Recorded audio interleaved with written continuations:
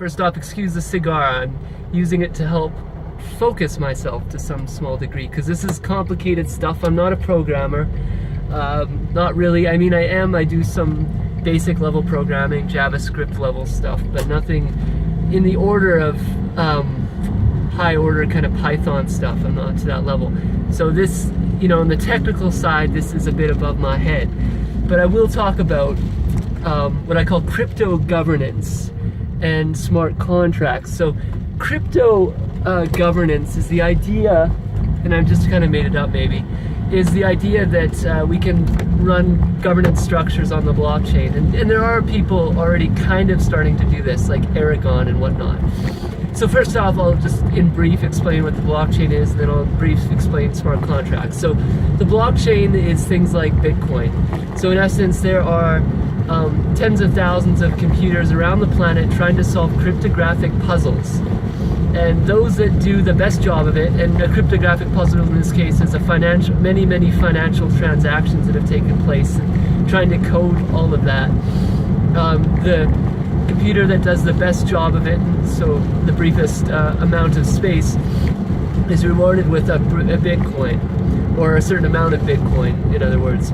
And the smart contract system is similar to that, but there's coding that's built on top of the blockchain. I got storm coming in here in Calgary.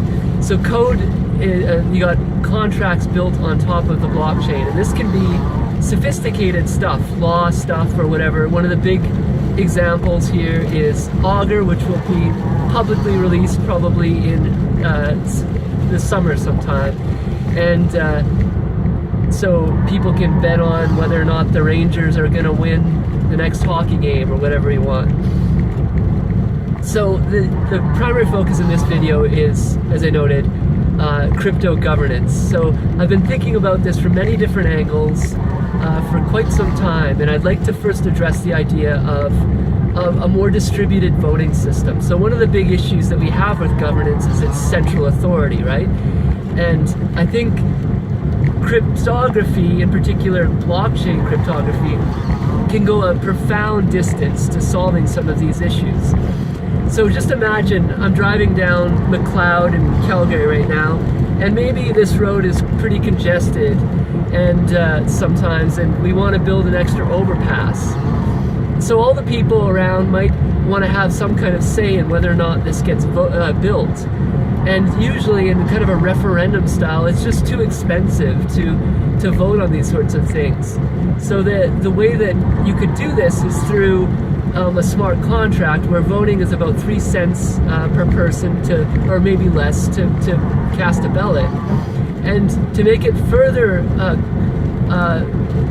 sophisticated, you could have, for example, systems built such that people that are engineers or people that have high reputation or many different things can get different weighted votes on the particular issues at hand. So in this particular case, an engineer would be very important to have more say than a person that doesn't have any engineering knowledge, or in particular, you know, I guess the degrees to which traffic is urban planning, I guess is what I'm looking at here.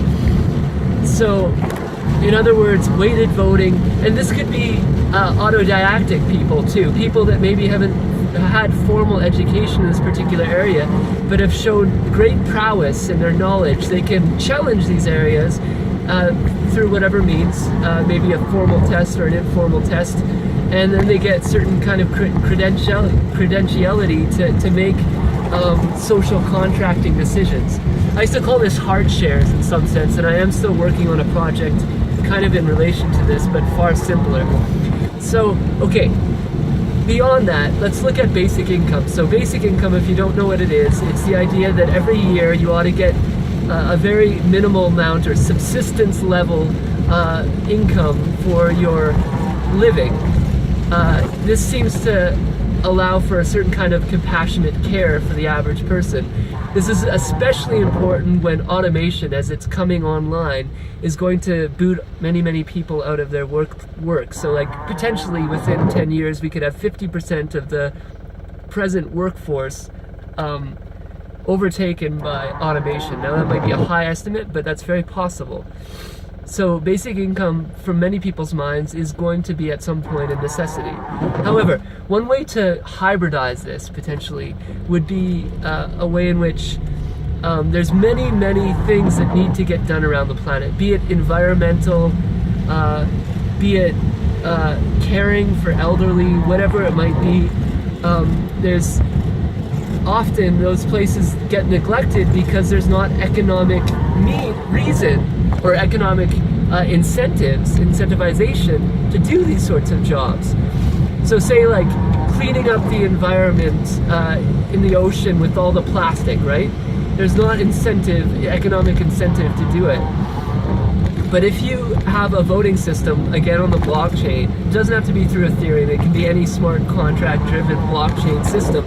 Blockchain just makes it a lot more stable and almost impossible to alter, maybe impossible. Then you can have people voting on the kinds of issues that need to get addressed, and then you get the basic income if you do a sufficient job of a very minimum amount of volunteer work every year, for example, maybe 100 hours, and then you get your basic income. This goes some distance towards solving global crisis issues that need to be addressed.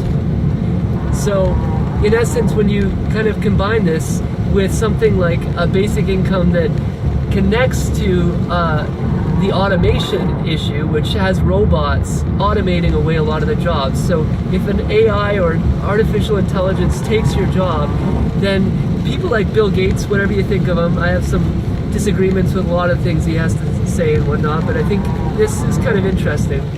He said, let's tax the robots. Okay, so I don't think taxing is the way to go here. Rather, let's take that income that that person would make, 60% of it or something, so the company still has financial reason to integrate robots into the workplace, and distribute it through a smart contract, like 0.1 cent to every person across the planet. And then they get, every time new jobs are automated, people all benefit from that process. So there's a shared wealth.